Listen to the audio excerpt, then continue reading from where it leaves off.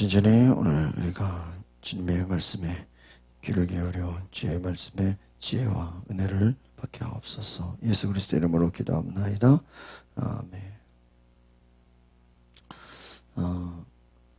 오늘 굉장히 중요한 말씀인데, 율법 아래 있는 죄인의 곤고한 외침, 우리 로마서 7장 7절에서 25절까지 말씀을 묵상합니다.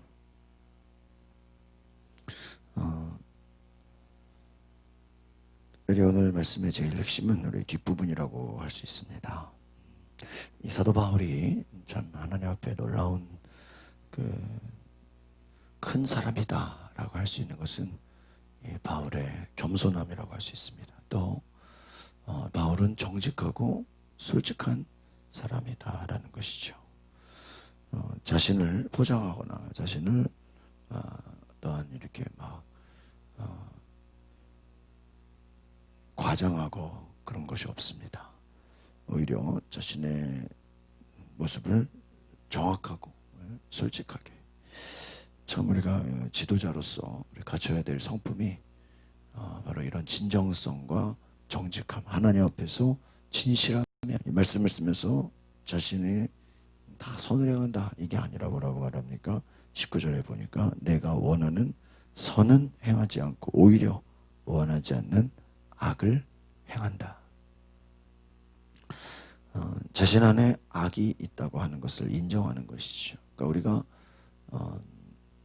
성령 충만을 하고 끊임없이 우리가 죄와 싸우고 마귀를 대적해야 하는 것은 무엇입니까? 우리가 이 땅에 사는 한 우리는 여전히 영적 전쟁 가운데 있다. 그것이 무엇입니까? 바로 속사람과 겉사람의 싸움인 것이죠. 내가 속사람으로는 22절에 보니까 하나님의 법을 즐거워하지만 23절에 내 지체 안에 다른 법이 있다. 이것은 뭐예요? 마음의 법과 싸워 나를 내 지체 안에 있는 죄의 법의 포로로 잡아가는 것이다. 우리 안에 성령의 소욕이고 영의 육체의 소욕이 있다. 어느 것에 우리가 초점을 갖고 어느 곳에 우리가 집중하느냐에 따라서 달라진다라는 것입니다. 21절에 보니까 선을 행하기 원하는 나에게 뭐예요? 악이 함께 있다. 공존하고 있다는 것이죠. 그러니까 우리가 보통 우리 리더십에서 80대 20이라는 법칙을 얘기하는데,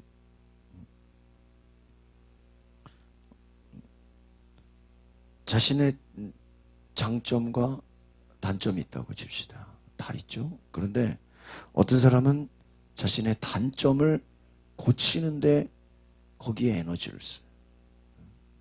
여러분, 근데 그게 잘 되겠어요? 안 되겠어요? 안 돼요. 근데 반면에 한 사람은 자신의 장점을 개발하고 그것을 발전시키는 데 에너지를 씁니다. 그러면은 그것은 잘 되는 것이죠. 어떤 뭐 교회나 학교나 뭐 사람들이 모인 공동체는요, 20%의 그 아주 그냥 열심히 하는 사람들이 있고요. 또 20%는 뭐 남이 하든 말든 그냥 억지로 그냥 겨우겨우 끌려가는 사람들이 있고요. 나머지 60%는 그냥 대세에 끌려가는 사람들이 있다고 합니다. 그래서 그 공동체가 적극적이고 열심을 내고 순종하고 열정적인 사람들을 이끌어서 잘 거기에 에너지를 쓰면 나머지는 따라오게 돼 있다는 거예요. 한 사람이 이제 그 개미가 10마리가 있는데 2마리는 놀고 있고 나머지 8마리는 열심히 일을 하고 있다는 거예요. 그래서 사람이 보다가 야, 저 말이야, 2마리는 일 안 하고 8마리는 왜 열심히 일하냐. 그래가지고 핀셋으로 그 2마리를 어떻게 했어요? 빼냈어. 얘들은 일 안 하고 놀고 있으니까 말이야. 2마리를 빼냈으니까 몇 마리가 남았어요? 8마리. 그러니까 이 주인이 무슨 생각한 거예요? 야, 이제 나머지 8마리가 열심히 일하겠구나. 근데 8마리를 딱 남겨놓으니까 거기서 또 2마리는 놀고 6마리만 일하더래. 무슨 얘기죠? 100% 다 완벽하게 할 수가 없다라는 거예요. 안고 가는 거예요. 안고 가는 거예요. 제가 치유상담을 공부하면은 거기서 그런 얘기를 합니다. 우리가 상처를 치유받고 트라우마를 치유받고 어떤 아픔을 치유받는데 이 땅에 존재하는 한 우리가 100% 상처를 치유받고 100% 트라우마에서 자유로울 수 있어요? 없어요? 없는 거예요. 그럼 뭐냐? 그럼 하지 말란 얘기는 아니에요. 최대한 우리가 하는 데까지예요. 그러나 나머지는 뭐예요? 안고 가는 거예요. 여러분 우리가 어떤 옛날에 아팠다거나 어떠한 수술을 했다거나 어떠한 치료를 받았으면은 그 지금은 내가 아프지 않아도 그 수술했던 흔적이 있어요? 없어요? 그 흔적은 안고 가는 거예요. 상처가 있어요.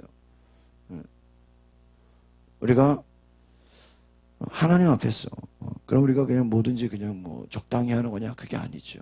사도 바울이 하나님을 섬기는 그 열정과 그 열심과 최선을 다하는 그 마음을 갖고 있지만 그렇다고 해서 우리가 하나님처럼 똑같이 되는 게 아니다. 여전히 우리 안에는 원하지 않는 악이 있다. 그러니까 이것을 인정할 때 오히려 우리가 겸손하고 낮아질 수 있어요. 그러니까 나는 부족하고 나는 연약하고 나는 늘 하나님 앞에서 죄인이다라는 그 생각을 갖고 있기 때문에 오히려 합법적으로 죄를 행하고 죄와 타협하는 것이 아니라 우리는 한순간 한순간도 하나님 앞에 성령 충만하지 않으면 언제든지 뭐예요? 악을 행하고 죄 가운데 끌려갈 수 있다라는 자신의 뭐예요? 연약함을 인정하는 거예요. 이것이 겸손이에요. 제가 어떤 책을 읽다가 그런 내용을 본 적이 있어요. 한 남편이 늘 회사와 뭐 직장과 여러 가지로 가정을 신경을 쓸 수 없는 거예요. 그러니까는 가정을 아예 뭐 돌볼 수가 없으니까 아예 뭐 월요일이라든지 일주일에 하루는 그냥 무조건 집에 일찍 들어가는 날을 정해놨다는 거예요. 왜? 그렇게라도 정하지 않으면 뭐 그냥 새벽에 나왔다가 밤에 들어가고 가족을 만날 수가 없는 것이죠. 자신의 연약함을 인정한다는 것. 이것이 우리가 적당히 그냥 악을 행하는 것에 타협하고 합리화하는 것이 아니에요. 죄가 있는 곳에 은혜가 있다 그래서 야 그러면 죄를 많이 지어야 우리가 회개해서 은혜 받느냐? 그건 아니죠. 우리가 하나님 앞에 은혜를 받으면 어떤 거예요? 아, 내가 죄인이었구나. 내 안에 죄가 많구나라는 걸 뭐예요? 더 깨닫는 것이죠. 더 회개하는 것이죠. 오늘 바울이 나는 비참한 사람입니다. 이 사망의 몸에서 누가 나를 구해내겠습니까? 그러면은 이 바울이 지금 절망해서 지금 뭐 우울증에 빠져서 지금 뭐 영적 생활을 포기했다는 것입니까? 그게 아니죠. 예수님이 십자가상에서 아버지여 왜 나를 버리셨나이까? 예수님이 하나님께 버림받은 거예요? 아니죠. 바울이 자신의 그 실상, 여전히 하나님의 법에 순종하면서도 자신의 깊은 마음속에서는 어때요? 죄의 법을 따라가고자 하는 그 육신의 그 연약함이 있다는 것을 뭐예요? 인정하고 하나님 앞에 더 가까이 가는 것이. 그러니까 우리가 이 바울의 자신의 솔직함과 정직함을 우리가 구약의 다윗하고 비교해 보면 다윗이 늘 하나님 앞에서 회개하고 늘 하나님 앞에서 순종하고 늘 하나님을 찬양하고 하나님께 감사하고 자신의 모습을 돌아보는 것이 얼마나 하나님 앞에 겸손한 은혜인가.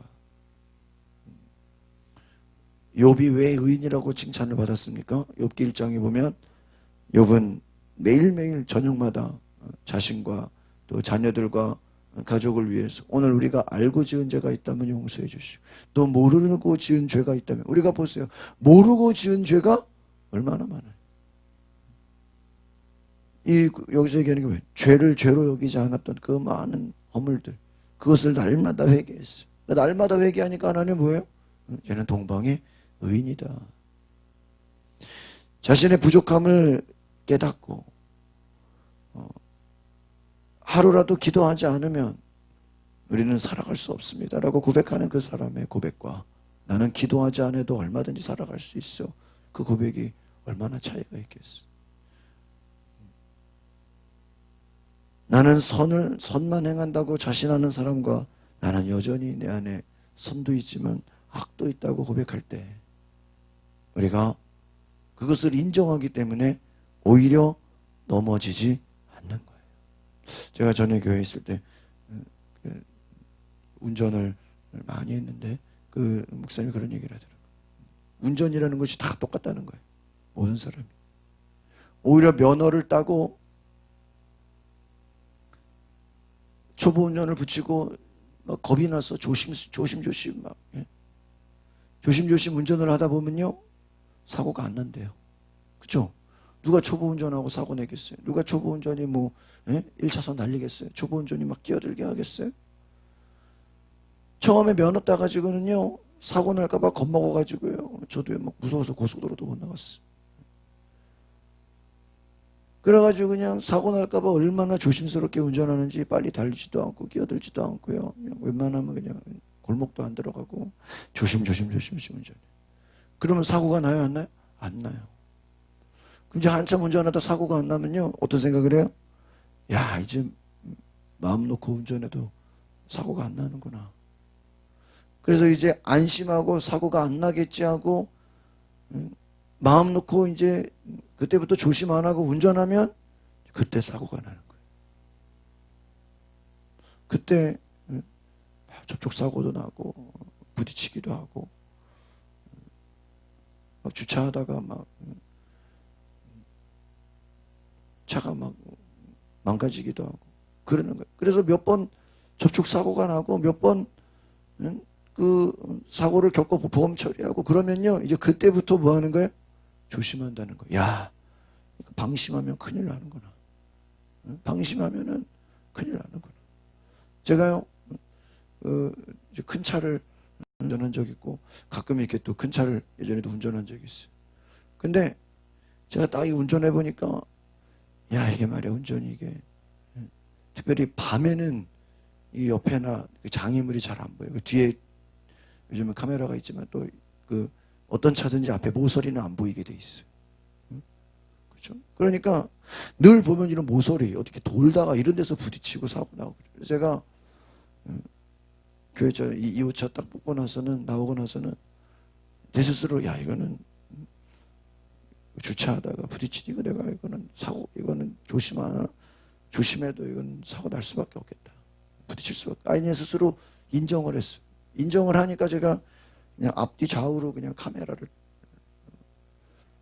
화면을 나오는 걸 그냥 달아버렸어. 그러니까 그거 보면요 밤이든 진짜 아슬아슬하는 순간에요 다 그냥 그 카메라가 있기 때문에 화면 보고 운전을 해요. 가끔씩 그 없는 차를 제가 이렇게 운전할 기회가 생기면요 야 이거 어떻게 운전하나 겁이 나요. 내 스스로 내가 부족하다는 것을 알았기 때문에 앞뒤 좌우로 카메라를 달아서 화면을 보고 저는 화면을 보고 운전하는 거죠. 내 눈을 믿는 게 아니에요. 화면을 보는 거예요. 카메라를 보는 거예요.